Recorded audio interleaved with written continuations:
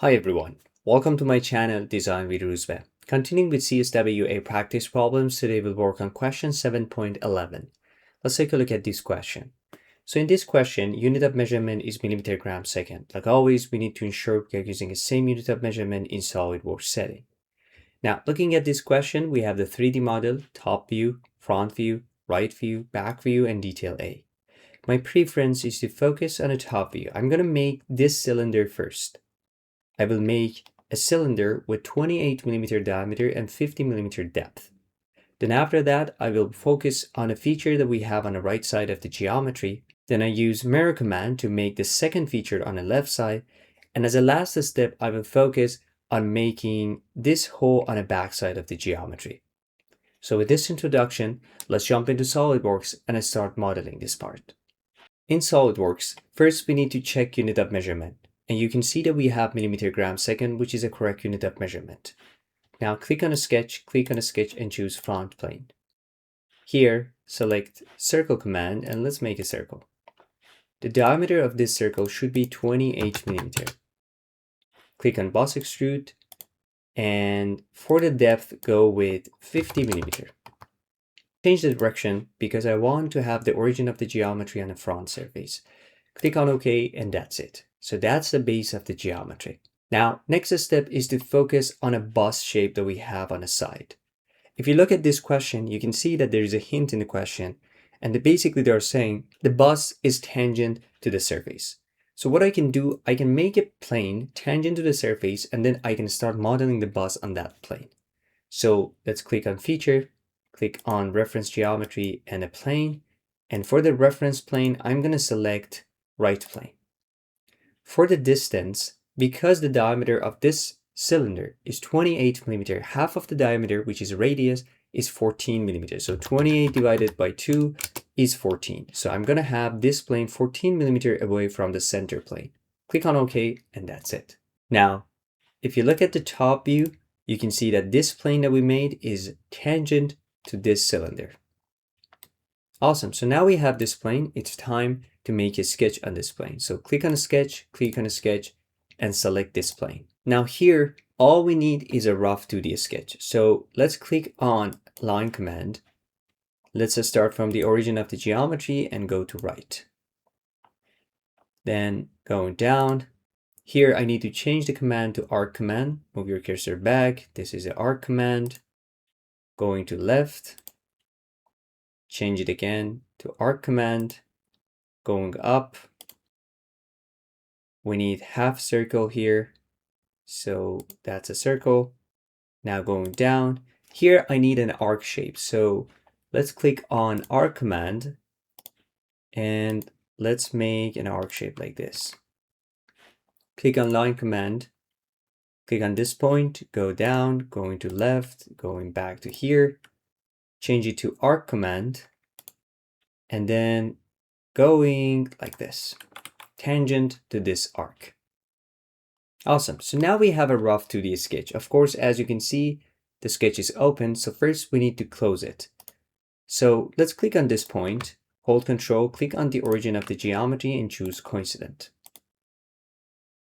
Also, if you look at this area, you can see that we don't have a smooth transition between line and this arc.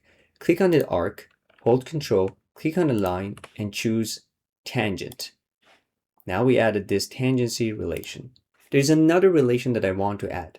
If you look at detail A or the geometry, you can only see one center point in this side of the geometry. However, looking at the geometry I have right now, I have this arc with this center point and I have this arc with this center point. So we can make a conclusion that according to the geometry, we want these two center points to be coincident because we only see one center point in the question. So what I can do, I can select this point, hold Control, select this point, and I'm going to choose coincident. And now you can see this is the updated geometry. Of course, we have some changes here. Don't panic. Just grab one point and move it, and that's it. Awesome. So that's a rough 2D sketch with some relations added. We also need two circles. So let's click on circle command. Let's make a circle here and let's make a circle here as well. Okay, so now we have this sketch. Let's add some dimensions. Let's start with the right view. Click on the Smart Dimension. Distance between the origin of the geometry and this point should be 32 millimeters. So this is 32. Distance between this top line and this bottom line should be 24 millimeter. Distance between this wall and this point should be 20 millimeter.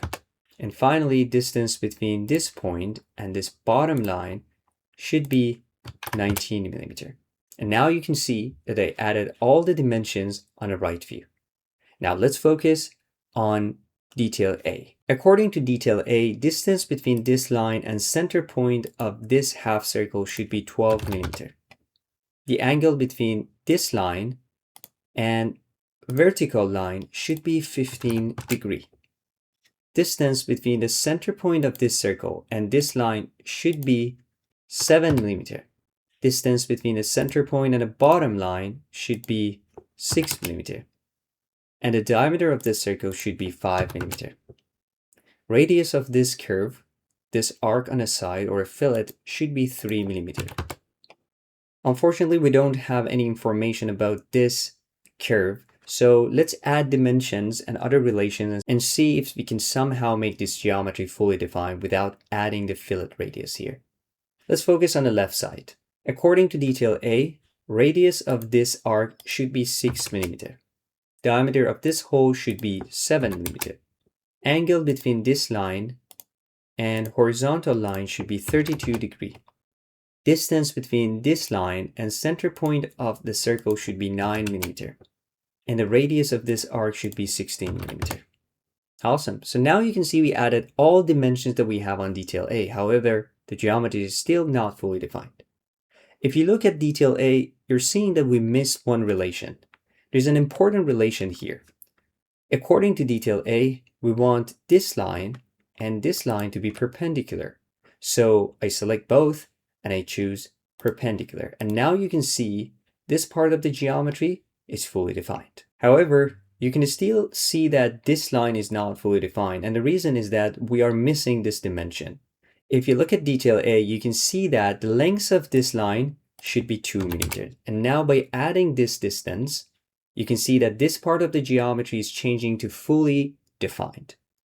However, we are still having issue with this fillet. Unfortunately, as I mentioned, there's no single dimension in the question which is telling us the radius of this fillet.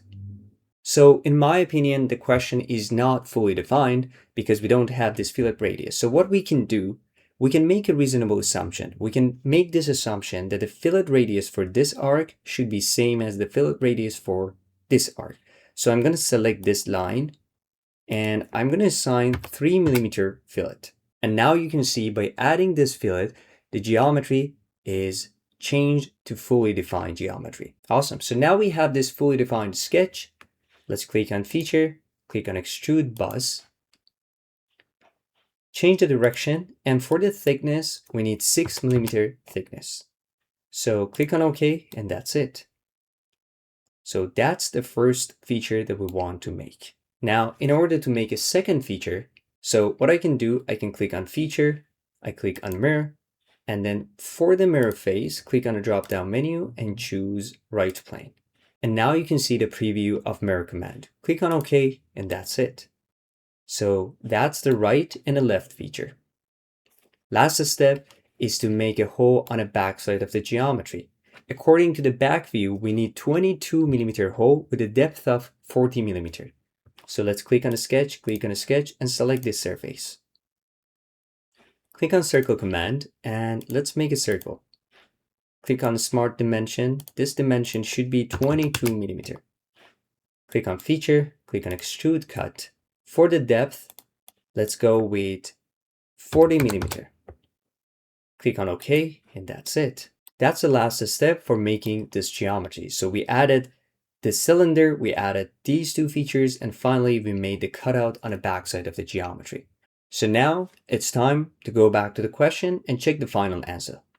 In the question, you can see the volume here. The total volume for this question is 22,751 cubic millimeters. Let's go back to SolidWorks and check the volume for our model. In SolidWorks, in order to check the volume, you can click on Evaluate and then Mass Properties. And here you can see the volume. The total volume that we have is 22,752 millimeters. First of all, the difference that we have here is just 1 cubic millimeters. So I want to ensure you that our modeling approach is correct. There's no problem with the modeling approach that we have. As a matter of fact, if you remember, we made an important assumption. Because we didn't have a fillet radius, we assumed that the fillet radius for the left fillet is same as the fillet radius for the right fillet. And that's why we assume 3 millimeter fillet radius.